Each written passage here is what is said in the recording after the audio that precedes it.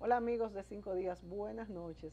Como todos los martes estamos aquí, Bilbol y yo, hablando de cuestiones de actualidad, y hemos visto que esta mañana tuvo el presidente Donald Trump su segunda exposición en la Asamblea General de la ONU, y Bill, como siempre, él ha seguido con su posición antiglobalización, pues antes la bandera de los Estados Unidos, y en este caso con ataques reiterados hacia Irán y China, y todo lo que vuela o sea globalización. O sea que vamos a decir que se agudizó su posición nacionalista con nuevas sanciones contra Irán, contra su carrera nuclear y pues esa tormenta arancelaria tanto para China como para Irán. Y esto puede traer repercusiones en el mundo. Fíjate que también Irán llamó a los 5 países que quedan, ya sea en Estados Unidos, que habían firmado este acuerdo de no sanciones contra Irán, que sigan comprando su petróleo y demás, pero a pesar de esto, la venta de petróleo ha bajado mucho desde Irán, y no solamente la venta de petróleo, sino que también la moneda iraní se ha devaluado en un 60%. ¿Cómo crees tú que se va esto pues a reflejar en lo que es el mundo? China también convocó al embajador de los Estados Unidos por unas sanciones que se dice que van a poner a China por la compra de un armamento ruso, de manera que hay mucha tensión entre China y los Estados Unidos, que vamos a decir que son las dos potencias más fuertes en el mundo, y por otro lado la controversia con Irán. Y no deja de haber controversia con Kim Jong-un de Corea del Norte, aunque él lo ha alabado mucho en los últimos encuentros en público que ha tenido refiriéndose a él.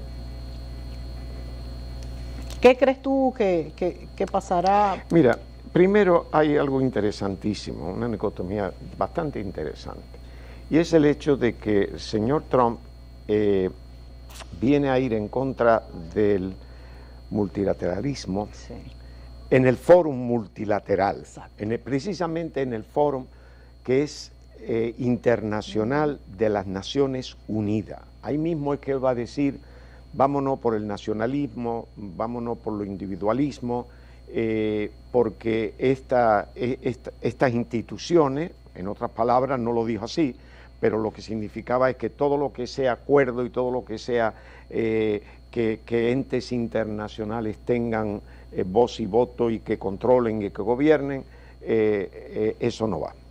Entonces, a partir de ese momento se crea para mí una situación que ya conocíamos la vista de Trump, la forma de pensar, pero que en el fuero de las Naciones Unidas, de la forma que él lo dijo, para mí es un cambio dramático en el mundo. Es un cambio dramático totalmente en el mundo. El propio Guterres, el secretario general de las Naciones Unidas, habló y dijo cosas que realmente tienen sentido. Él, sin mencionar a Trump, dijo que en un mensaje sumamente transparente, advirtió sobre el camino que el mundo, hacia donde va el mundo, con el populismo y aislacionismo, otra vez, ignorando las lecciones de la historia del siglo pasado, particularmente en la década de los 30. Analizamos este cambio porque es un cambio de 180 grados. Si nos vamos a la historia, y es muy importante analizar la historia y la situación de Estados Unidos, al final de la Primera Guerra Mundial, que los Estados Unidos intervinieron en el 17 a favor de los aliados, y terminó la guerra en noviembre del 18. O sea, Estados Unidos luchó como año y medio en la guerra. A partir de ahí, como habían los conflictos que había en Europa, que no iban a desaparecer por eso, porque se crearon países como Checoslovaquia, la cuestión de Yugoslavia, en fin, se unieron una serie de países, aquello estaba un poco desintegrado, y se hicieron uniones un poco artificiales también, porque había quedado derrotada Alemania y Alemania tenía a su lado Hungría, que venía del imperio austrohúngaro, Austria, Alemania, esa zona, y eso quedó separado. El presidente Wilson, Woodrow Wilson, de Estados Unidos, es el que surge con la idea, cuando se estaba negociando el Tratado de París, que es el que pone fin formal a la guerra en el 19, él viene con la idea de la Liga de Naciones. Sí. Un lugar donde se van a dirimir las diferencias entre países, se va a hablar, se va a negociar, se van a llegar a acuerdos para evitar una guerra. La Primera Guerra Mundial fue impactante para la sociedad.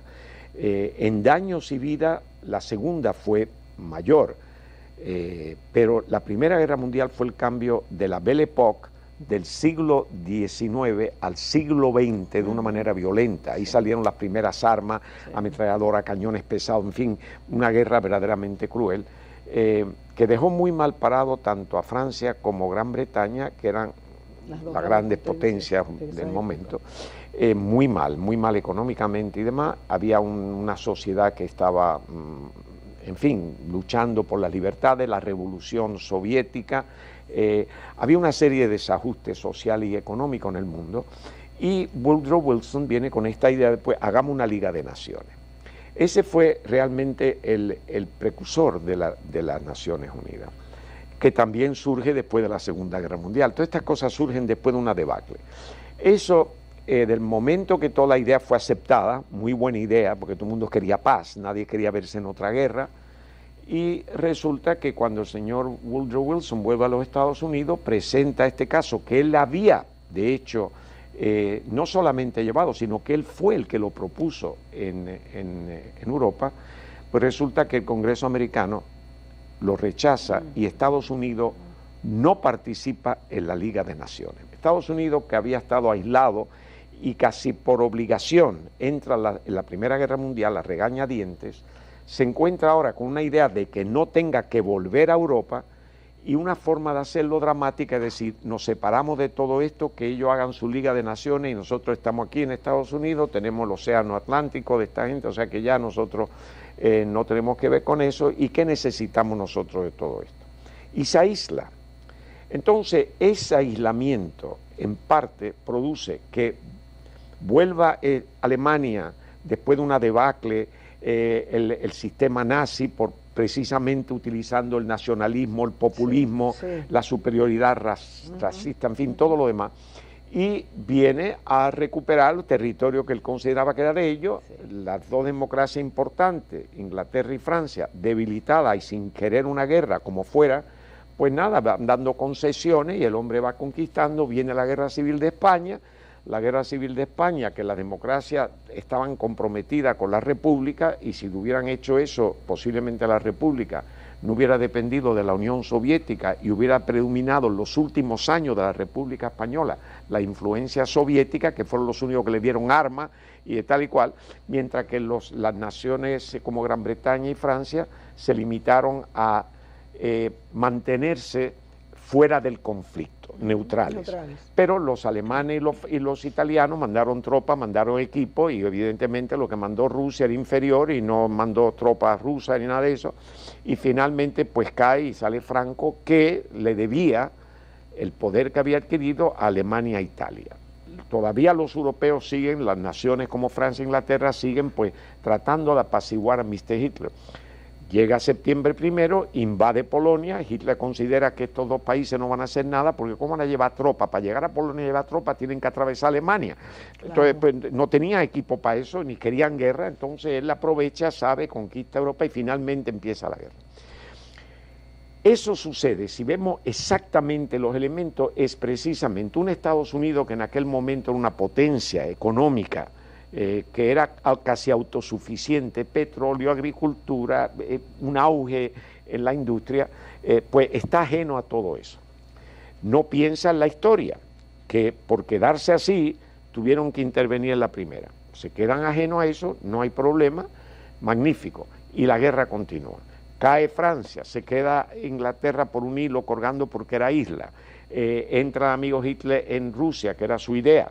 Rusia, pues claro, tiene que inmediatamente Inglaterra, que quedaba ahí, y Rusia se unen porque algo tienen que hacer, pero se unen de una manera limitada porque primero Inglaterra es una isla y para llegar a Rusia o se iban los convoys por el norte al frío, que murieron muchísimo, y si no por tierra tenía que atravesar Alemania, o sea que estamos en las mismas.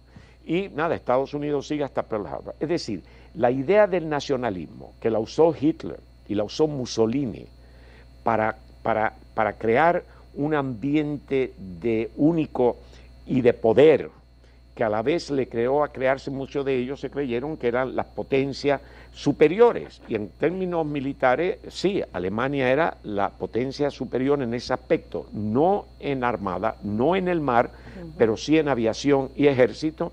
Para combatir era la potencia, no había nadie que tuviera ese equipo que tenía.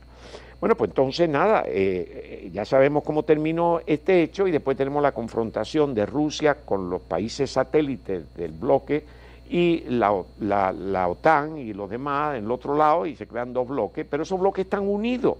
O sea, Occidente está unido bajo la dirección de Estados Unidos y los satélites de Rusia bajo Rusia. El hecho es que hay alguien que une a bloques, no fue Rusia, Estados Unidos, los demás quedaron fuera del plano. Tuvieron que unirse, aunque uno fuera superior, porque lo era, para mantener esto. Ahora volvemos a un caso donde, al surgir las Naciones Unidas en el año 45, después de la Segunda Guerra Mundial, con una idea de que eso es lo que vamos a hacer, aunque no es perfecta, aunque no ha evitado muchos conflictos, pero sí ha permitido un ente que pueda debatir cosas, que puedan hablar, que los presidentes puedan expresarse, que las ideas se estudien, y eso sí ha quitado presión al mundo, de eso no cabe la menor duda. Y hay un foro. muchas situaciones difíciles. Difíciles, claro. Inclusive fuerzas de paz e intervención en algunos países. Obviamente, si Estados Unidos querían comenzar una guerra, o Rusia, la Unión Soviética, pues ¿quién lo iba a parar? Claro, lo empezaba a ir a acabar con el mundo. Claro. Porque también eso argumentan muchas personas. Bueno, pero es que los grandes siempre hacen lo que quieran, pero yo creo que ha mediado. No, pero frenó en parte a los grandes, porque cuando tú tienes una guerra nuclear va a acabar con todo el mundo. Claro. Pero cuando tú ves que hay tantas naciones, tantas economías, militarmente tal vez tú puedas, pero económicamente tú eres dependiente de alguna de esas economías para vender algunos de tus productos y comprarle cosas que tú no produces, entonces eso te hace pensar dos veces. Y fíjame, y casualmente este problema que estamos viendo ahora es que Trump ha trascendido, vamos a decir, acuerdos firmados ya entre todos estos países. Sí, y justamente aquí el problema que tú estás perfectamente enunciando. Bueno, vámonos a la pausa y volvemos para seguir hablando sobre este tema.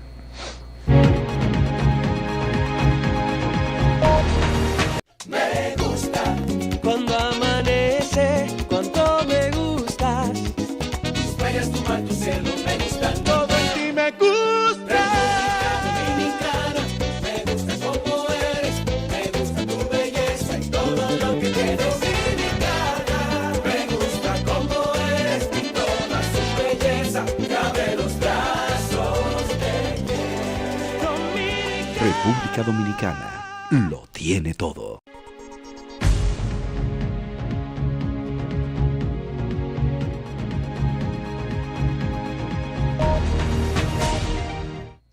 Bueno, hoy conversamos sobre los resultados y cómo transcurrió la Asamblea General de la ONU.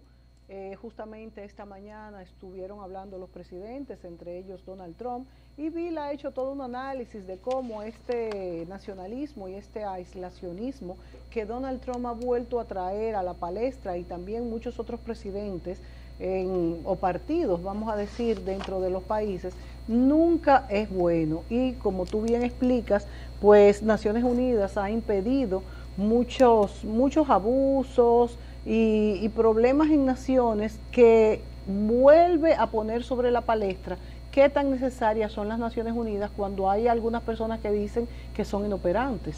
Mira,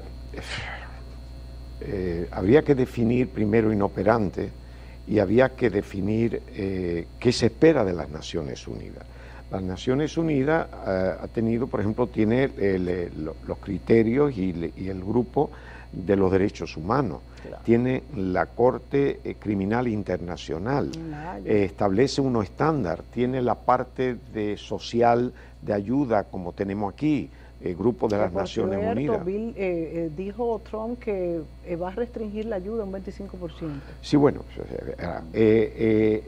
sí, claro, va a restringir la ayuda porque él quiere utilizar eso como parte de sus negociaciones. Sí. Pero hay que entender también la posición de Estados Unidos, que a ver, las Naciones Unidas, lo mismo que la OEA, lo mismo, han tenido y han cometido muchas deficiencias y errores, se entiende, pero es un lugar de debate, un lugar donde podemos ir a debatirlo. Las medidas que tomen las naciones, sabemos que las Naciones Unidas no posee fuerza militar para imponer un criterio, usa fuerza de los países miembros para mantener la paz. Los soldados que envían a esos lugares, lo primero que es mantener la paz, pero si te atacan con todo, pues te retiras, porque no son de combate. El que es de combate no va a mantener la paz, va a luchar para obtener la paz. Esta gente es para mantener la paz. Es más difícil mantener la paz que existe que crear la paz a través de la fuerza. Claro. Siempre ha sido así. O sea, es una posición que para los militares es muy delicada, porque eso está bien la policía, pero no militares. Entonces, cuando van a mantener la paz, es que para dos bandos que saben que están enfrentados y que necesitan, aunque se mantenga separado, que haya esa separación, pues se manda a las naciones. ¿A quién se va a enviar? Porque el que se envíe va a ser de parte de uno, de parte de otro, seguimos con lo mismo. O sea que habría que medir qué se hace, que cuesta mucho, cuesta caro, que hay gastos que no se justifican, perfecto, pero ¿qué otro hay? Como bien decía Winston Churchill, la democracia no es perfecta, pero es la mejor de lo que se puede, de lo que hay, o sea que dentro de su imperfección no hay otra, todavía no hemos descubierto otra. Y las Naciones Unidas es una representación de la democracia. Ahora, estemos claros, por muy democrático que sea un país y por mucho que le demos énfasis a los derechos humanos, el fuerte siempre tendrá más influencia que el débil. Es normal, decimos, todos tenemos un voto cuando votamos, pero no cabe duda que hay más influencia del que tiene poder, que tiene recursos. No cabe duda que la economía americana, por ejemplo, Apple tiene más influencia que Pepito Los Palotes y que el otro, porque realmente es una empresa que tiene mucho peso. Entonces, eso va a suceder siempre. El asunto es que esas dos potencias, lo militar, no se enfrenten y que si tienen que entrar en debates para otros, que otros también participen en dar su opinión y que voten por algo. Es innegable que estas negociaciones han traído paz al mundo, porque justamente por esto, después que se formaron estas asociaciones, vamos a decir, ya las cosas se discuten de otra manera. Hay eso. Ahora, los fuertes son fuertes siempre. Pero ahora, que hay invasiones y hay quitados de gobiernos, eso también. Bueno, pero hay que tener presente lo siguiente: Estados Unidos intervino en Irán, en Irak, e intervino en Afganistán, contrario a las Naciones Unidas. Las Naciones estaban de acuerdo, pero las Naciones Unidas no tienen una fuerza militar ni económica porque depende grandemente entre ellos Estados Unidos para hacerle frente. Va a decir Estados Unidos, si tú invades, yo invado. No tiene sentido, ¿no? Es decir, eso es lo primero. Lo otro que hay que entender en la posición de Estados Unidos es que desde la Segunda Guerra Mundial a la fecha, el que ha ido perdiendo hegemonía y poder han sido los Estados Unidos. En el año 1945, cuando terminó la Segunda Guerra Mundial, la superpotencia, que ha sido la única que existía, no por lo militar, porque tú dijiste China y Estados Unidos son los que tienen más poder, no más poder económico, no militar. Económico, claro. En lo militar es Estados Unidos y Rusia, o sea, no es China. Entonces, si tú tienes, por ejemplo, siempre ha tenido cierto grado de competencia, países que quieren sumar al otro. Pero bueno, nunca ha sucedido lo de China, que llega donde ha llegado China de esa manera, porque China hace 20 años no contaba. Es decir, Estados Unidos es el que desde el 45 ha perdido. Ahí llegó a su cenit. Cuando Estados Unidos en el año 48 crea el plan Marshall, 47, que era secretario de Estado Marshall, durante 3 años, del 48 al 51, les da, es un obsequio, a Europa el equivalente de 12 a 13 mil millones de dólares de aquella época, que equivale hoy a unos 120 mil millones de dólares en productos, dinero y servicios, para rehacer Europa, para recuperar Europa. Bueno, eso fue una idea del pluralismo, de crear esos países para quitar la pobreza, para que esos países pudieran reconstruirse y construirse. Indudablemente influyeron muchísimo. Lo que son esos países hoy. Y también para frenar la expansión del comunismo, porque si esos países se quedan pobres, Claro. eso es lo que alimenta el comunismo, la revolución rusa, la revolución francesa, por ejemplo, vino de la Siempre pobreza hay extrema. intereses, siempre va a haber No, intereses. siempre hay, pero la pobreza extrema. Entonces quisieron crear la clase media, la crear empleo, claro, y eso subió a Alemania, Japón igualmente. Es decir, hicieron eso, con el propósito, todo lo que tú quieras, pero sí reconocieron que había que tener cierta igualdad y esos países tenían que volver a una situación donde predominaba la clase media, donde pudiera, en fin, se creó la OTAN también. Pero eso, ahora resulta que vamos en dirección opuesta de Estados Unidos. Ellos fueron Ellos los que mismos van promovieron. en su propia contra. Promovieron, reconocieron la falla de 1919 cuando se aislaron y a partir del 41 promueven las Naciones Unidas y hacen todo este proyecto. Irse ahora en otra dirección en 180, no solamente Y de la forma como lo hacen también. no solamente va a crear un desequilibrio como ya lo está creando, sino que las consecuencias de no solamente digamos, el comercio con China, las consecuencias de aislarse, Y de no acatar acuerdos. Acuerdo. Eso es lo que a mí me preocupa. Sí. Eso es mucho más preocupante que el acuerdo con China, que llegarán a algún acuerdo en un momento dado. Sí. Vámonos a la pausa, volvemos.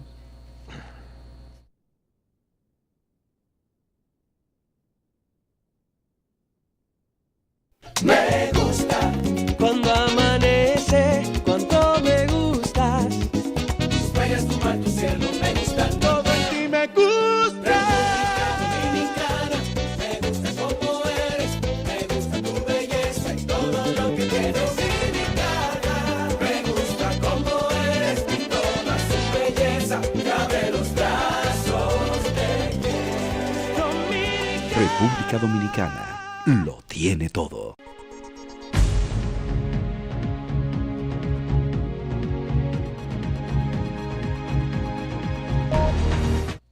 Bueno, hemos hecho un análisis de cómo todas estas, qué pueden ser, qué pueden provocar estas repercusiones de este aislacionismo y este movimiento antiglobalización, vamos a decir encabezado por Donald Trump, pero que también lo hemos visto en otros países, en otros partidos políticos, en Italia con 5 estrellas, en Francia con Marine Le Pen, en Alemania, de manera, ¿qué puede pasar con esto? Si realmente es una forma solo de negociación de Donald Trump o puede desembocar en un verdadero aislacionismo, ya que este presidente de los Estados Unidos está pues rompiendo acuerdos. Es verdad que incluso él mismo dijo en esta mañana en la Asamblea General de la ONU que Estados Unidos está muy bien económicamente. Él dijo que nunca había estado mejor. De hecho, hicieron algunos presidentes, dijeron, o algunos de los asistentes hasta dijeron que como que hasta se rieron porque como que no consideran que él debió haber dicho esto,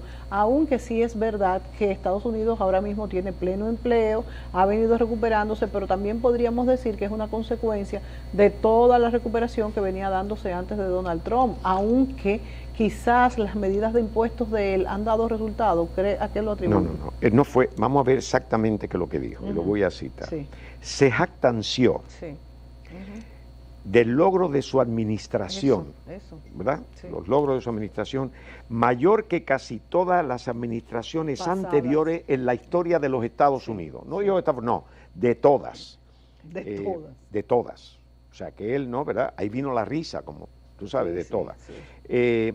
Y los Estados Unidos está más fuerte, más rica y más segura que nunca. Eso habría que cuestionarlo porque el endeudamiento es grande. Pero bueno, eso lo hizo. Entre otras cosas, criticó a la OPEP. La OPEP lo puso de estafadores, estafadores en el mundo petrolero, mientras que sus miembros dependen del apoyo militar de los Estados Unidos. O sea que, de hecho, habló de la migración ilegal. La migración ilegal contribuye a financiar redes criminales y a la vez crean dificultades en la vida de las poblaciones locales. La migración no debe de ser regulada por instituciones internacionales.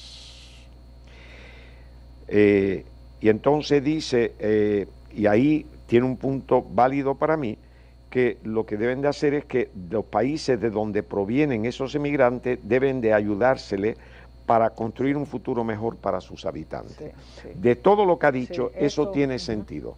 Si tú quieres evitar que vengan emigrantes, ayuda, pero también esos países, sus administradores, sus gobernantes, tienen que asumir una responsabilidad de mejorar las condiciones de vida para que no sean 5 los que manejan la riqueza del país y los demás tan pobres, y que venga ayuda de Estados Unidos del otro para resolver un problema interno. Pero no hay que Señaló decirlo en todo Venezuela. este contexto, porque Estados Unidos se formó de migrante lo que es. No cabe duda de ello. Esa fue la fortaleza y la fortaleza de Estados Unidos. Que fueran legales o no. Esa es una posición defendiendo el nacionalismo primero y el país. Si nos vamos a Macron, el presidente francés, dice: nunca dejaré de apoyar el principio de soberanía, pero no debe ser usado como arma. No dejaré el principio de la soberanía de la gente en mano nacionalista que la utilicen para atacar la universidad, la variedad, la universidad de todos los valores, nuestros valores. No creo, fíjate bien, no creo en la ley del más fuerte. O sea que ni de ninguna manera que obligue a crear se debe de crear nuevos modelos para una nueva balanza, y si no lo hacemos, crear nuevos modelos para un equilibrio mundial, no ganaremos en el siglo XXI sin el multilateralismo. O sea que aquí tenemos las dos posiciones encontradas, y eso es lo que vamos a encontrar. Los europeos con esa posición muy medido, sí. Porque ellos vienen de la Revolución Francesa, ellos vienen de la Primera Guerra Mundial, que sufrieron, que la perdieron, casi, si no por los aliados. Ellos también perdieron y fueron conquistados por los alemanes. Todo eso, es decir, de un país que tiene una historia y por poco muy rica, y entonces saben las debilidades y están comprometidos, como están comprometidos casi todos los países, Alemania, todo lo demás. Y eso lo está usando China y lo está usando Rusia contra los Estados Unidos, porque alguien tiene que llenar el vacío multilateral, y China lo está haciendo para intereses propios muy claros, y Rusia también se va a fundamentar. Incluso Eso es Mogherini, la representante de europea, pues se refirió y se reunió ahí incluso con Irán. Eso es, para mí ese es el reto mundial en los próximos 3 años, que tenemos ese reto, de que si se van a dar cuenta los Estados Unidos o la administración americana de que realmente hay que cambiar un poco esa vía, sin quitarle que defiendan sus intereses, porque todo el mundo va a defender sus intereses, cómo eso se puede ir corrigiendo las fallas que puedan haber, por ejemplo, que haya desigualdad en los tratados de libre comercio.Nosotros mismos nos quejamos que debíamos de revisar el DR-CAFTA. Todo eso está muy bien, pero que vamos a debatirlo, vamos a dar argumentos, vamos a poner algo sobre la mesa vamos a negociar de una forma equilibrada. Yo tengo esto, tú tienes esto, no de una manera de fuerza. Y nada más, o sea que yo creo que ese es el reto, de acuerdo a lo que hemos visto hasta ahora en las Naciones Unidas, y no creo que vamos a ver ninguna cosa tan dramática. ¿Y cuál tú crees que es el saldo de esta reunión pasada, ya pasada? No, esto es simplemente donde ya Trump, en el foro que es el centro de las uniones de países, pues ya ha declarado que esto es lo que hay.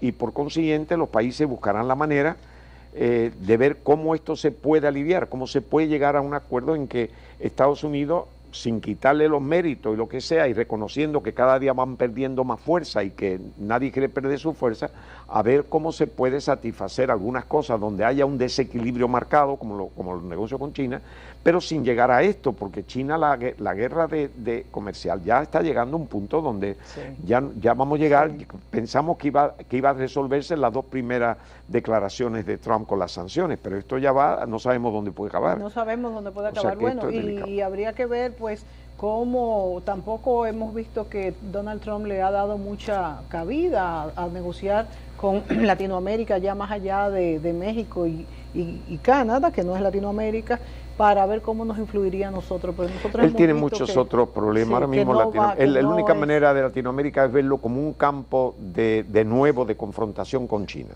Más nada. Lo va a ver en el contexto de China, como los americanos vieron la guerra de Vietnam dentro de un contexto de la Guerra Fría, sin pensar que lo que aquella gente quería era su libertad y su autodeterminación. Y la vieron como parte global del comunismo, con Occidente. Esto es lo mismo, van a ver la influencia china que puede hacer con América Latina, buscando materia prima, dando facilidades, y ellos que no han hecho gran cosa de ese punto de vista, ahora ven que eso es, ¿verdad? Es decir, es lo único, yo no veo que él se salga de sus parámetros, ¿no? No lo veo, ojalá. Sí, no, yo tampoco, yo no lo veo. Bueno, señores, hemos llegado al fin de esta noche, creemos que es muy a tiempo este análisis que ha hecho Bill Wall sobre, bueno, qué podría conllevar este aislacionismo de los Estados Unidos y qué conllevó en el pasado. Señores, será hasta mañana. Hasta entonces.